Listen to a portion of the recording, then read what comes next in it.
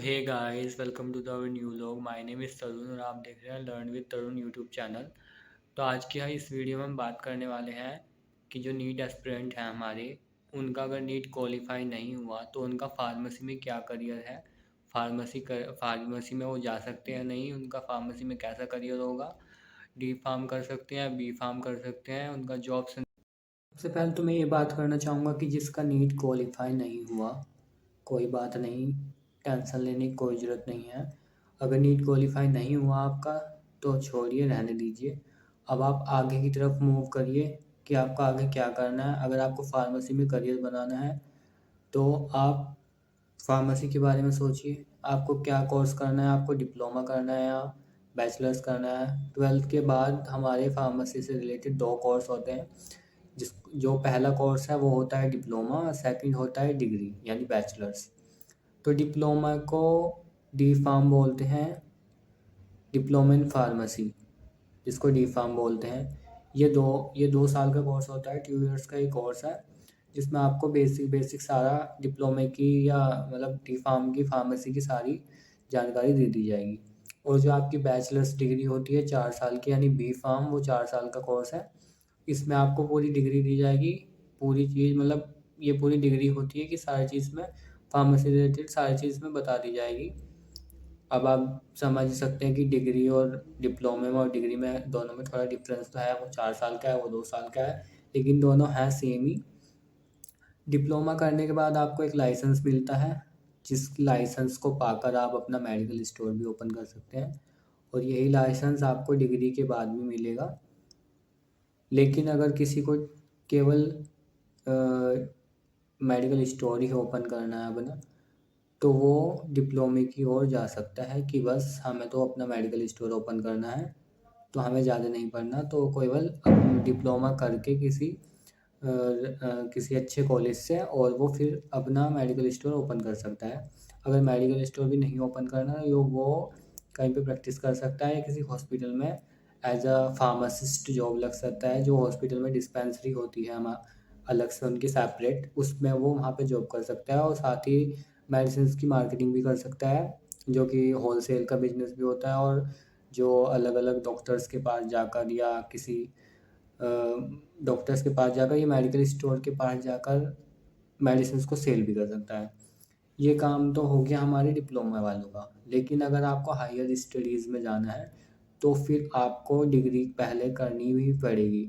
Degree करने के बाद आपका पोस्ट ग्रेजुएशन जो कोर्स होता है वो होता है एम फार्म। लेकिन पहले हम बात करेंगे डिग्री की। डिग्री होती है 4 साल की यानी बी फार्म। बी फार्म करने के बाद आपके पास काफ़ी सारे ऑप्शंस हैं, करियर ऑप्शंस भी इसके बहुत सारे हैं।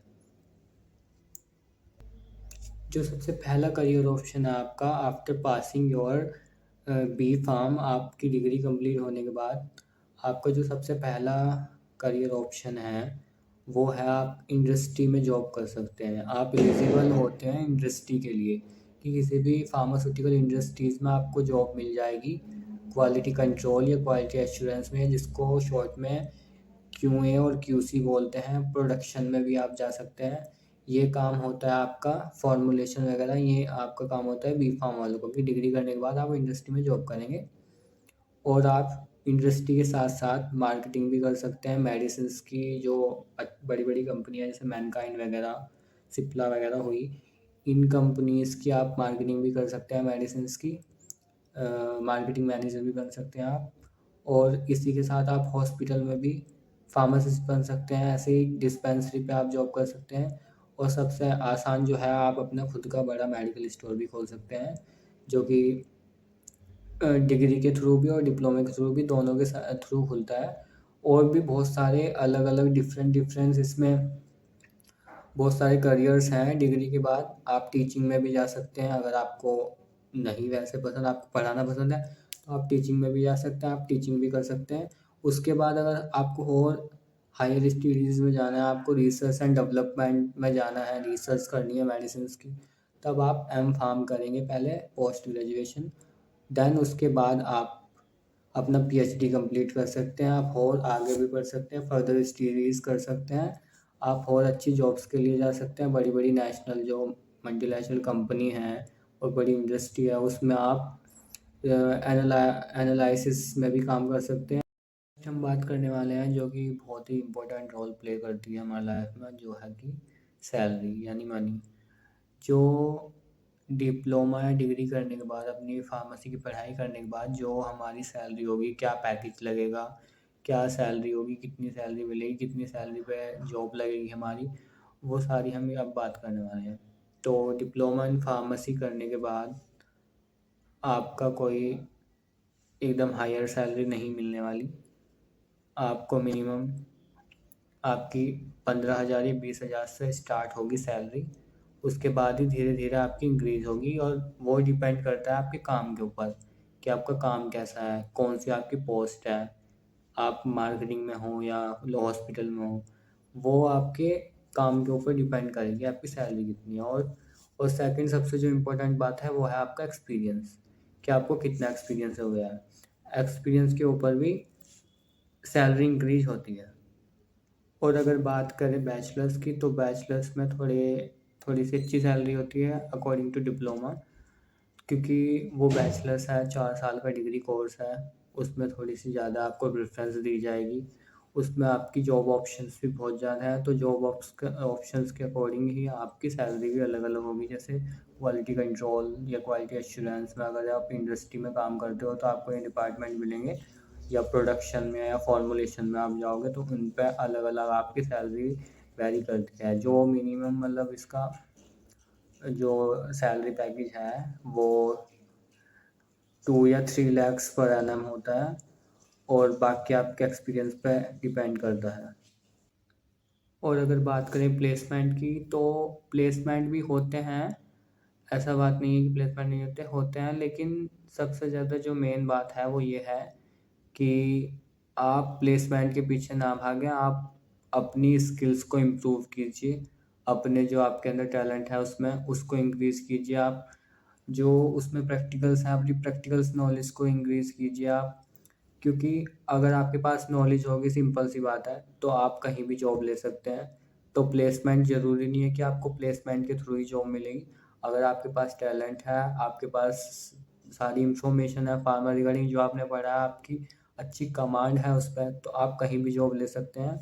तो सबसे पहली बात तो यही है कि आप अपना जब पढ़ाई कर रहे हैं तो अच्छे से पढ़ाई करें और अपनी स्किल्स को इम्प्रूव करें। साथ के साथ ही मेडिकल जो सारे टर्म्स हैं उनको भी ध्यान रखते हुए, और जितने भी आपके प्रैक्टिकल्स होते हैं, सबसे इम्पोर्टेंट बात यही है कि आप उन पे अच्छी अपनी पकड़ बनाइए, यानी कि हर प्रैक्टिकल को आप स्टेप बाय स्टेप कंप्लीट पूरा सीखें, सारी चीज़ करें। क्योंकि अगर आप इंडस्ट्री में जाओगे तो सबसे मेन बात यही है कि वहाँ पे सारा आपका प्रैक्टिकली काम होना है, कैसे आपको टेस्टिंग करनी है, कैसे आपको फॉर्मुलेशन करनी है टैबलेट। और एक बात और कहना चाहूँगा कि अगर बंदे के पास नॉलेज है, टैलेंट है उसके पास, तो वो कहीं भी जॉब ले सकता है, कहीं भी जॉब पा सकता है। लेकिन अगर उसके पास नॉलेज ही नहीं है पढ़ाई की, तो वो फार्मेसी क्या, वो इंजीनियर कर ले, कोई भी कोर्स कर ले, उसको कहीं भी जॉब नहीं मिल सकती। जॉब क्या, वो कुछ भी नहीं कर सकता, क्योंकि उस पढ़ाई का कुछ फ़ायदा ही नहीं है जब आप नॉलेज ही नहीं है आपके पास उसके रिगार्डिंग आपके पास कुछ नॉलेज ही नहीं है, कुछ इन्फॉर्मेशन ही नहीं है, तो फिर पढ़ने का ऐसा क्या फ़ायदा। तो सबसे पहले आप प्लेसमेंट के पीछे या किसी उसके पीछे मत भागिए, आप खुद को इम्प्रूव करने में लगा दीजिए अभी से। अगर आप फर्स्ट ईयर में या सेकंड ईयर में हैं, जो भी कोई वीडियो देख रहा है, तो अभी से अपनी स्किल्स को इम्प्रूव कीजिए आप, ताकि आप जब अपना कोर्स, डिप्लोमा या डिग्री फाइनल कर लें, आपको जॉब लेने में आसानी हो, कि जो आप कहीं पर भी जॉब लेने जाएँ आपको तुरंत मिल जाए। आप अपने आप को ऐसा बनाइए। उम्मीद है वीडियो पसंद आई होगी। चैनल को लाइक, शेयर एंड सब्सक्राइब ज़रूर कीजिए। और जो भी मेरी मिस्टेक्स हैं वीडियो में, जो भी कमी है, वो प्लीज़ कमेंट करके ज़रूर बताइए, ताकि मैं उसे आगे इम्प्रूव कर सकूं। और और अच्छी वीडियो बनाने की कोशिश कर रहा हूँ मैं, और अच्छी बना सकूँ। तो इसके लिए आप कमेंट करके भी ज़रूर बताइएगा कि वीडियो अच्छी है या बुरी है, या क्या मिस्टेक है। आज के लिए बस इतना ही। आई होप आपको वीडियो अच्छी लगी होगी। मिलते हैं नेक्स्ट वीडियो में। Thank you so much.